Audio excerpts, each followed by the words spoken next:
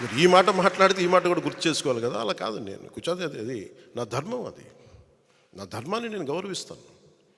ఇస్లాం మతాన్ని సంపూర్ణంగా గౌరవిస్తాను. నేను దాన్ని, నా మతాన్ని నేను ఆరాధిస్తాను. ఇస్లాం మతాన్ని సంపూర్ణంగా నేను గౌరవిస్తాను. నిన్న నా తెలిసిన జానీ మాస్టర్ ఆయన నాకు ప్రతిసారి నాకు ఖురాన్ ఇచ్చిన, బైబిల్ ఇచ్చిన చెప్పులు పక్కన పెట్టి మరీ తీసుకుంటాను, దాన్ని కళ్ళకద్దుకుంటాను. సో ఎందుకంటే భారతదేశంలో మనం మత సమైక్య, మతం మనందరం ఐక్యత ఉండడం చాలా చాలా అవసరం. ఈరోజు నా అభిమానులు అందరూ కూడా అన్ని భిన్నమైన మతాల నుంచి, భిన్నమైన కులాల నుంచి ఉన్నారు నా అభిమానులు. నా ఇంట్లోనే నా భార్య క్రిస్టియానిటీ ప్రాక్టీస్ చేస్తుంటారు. క్రిస్మస్ జరుపుకుంటాం మా ఇంట్లో, కానీ ఇప్పుడు నా ఇంట్లో పూజ కూడా జరుగుద్ది. రోజు దైనందిక పూజ కూడా జరుగుద్ది. నా సెక్యూరిటీలో అత్యధిక భాగం ఇస్లాం మతానికి చెందిన వాళ్ళు.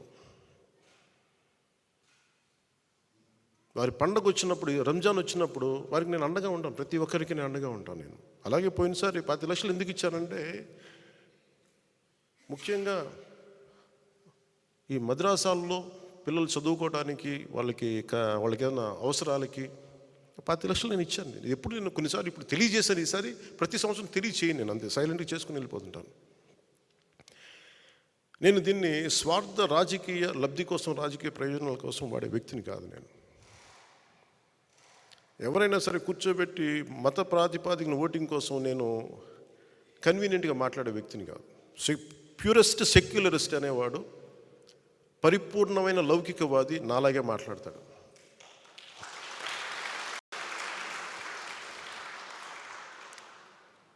నేను క్రైస్తవ సోదరులకు చెప్పాను, పాస్టర్ సోదరులందరికీ చెప్పాను, నేను మీకు అండగా నిలబడతాను. మీకు క్రైస్తవ సోదరులు మాట్లాడితే కోనసీమ కలహాల సీమ అయిపోయింది, గొడవల సీమ అయిపోయింది, ముఠా సంస్కృతి లాగా వచ్చేసింది. అంటే ఈరోజు నేను చెప్పాను, కోనసీమ అనేది కలహాల సీమ కాదు, దాన్ని ప్రేమ సీమని చేద్దాం.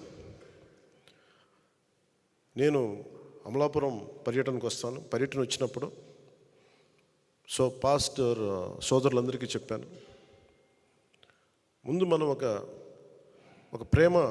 ప్రేమపూర్వక అందరం కలుద్దాం. అసలు ముందు మనం ఒక ఆత్మీయ కలయిక పెట్టుకుందాం, మనం ఒక ప్రేమ కలయిక పెట్టుకుందాం.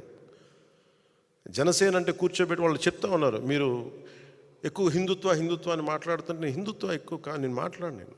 నా ఇంట్లో లేని నేను బయట ఎక్కడి నుంచి మాట్లాడగలను? నేను హిందుత్వం అనేది మాట్లాడానంటే నేను ఆ మతంలో, ఆ ధర్మంలో పుట్టాను. నేను నా ధర్మాన్ని నేను గౌరవించాలి అని చెప్తూ నేను చెప్పాను, నేను ఓట్ల కోసం మిమ్మల్ని ఎప్పుడు ఓట్లు అడగను, మీకోసం నిలబడతాను. మీరు నాకు ఓట్లు వేసినా ఏగిపోయినా, మీకు కష్టం వచ్చినప్పుడు జనసేన పవన్ కళ్యాణ్ అనే వ్యక్తి మీకు ఎప్పుడు అండగా ఉంటారు.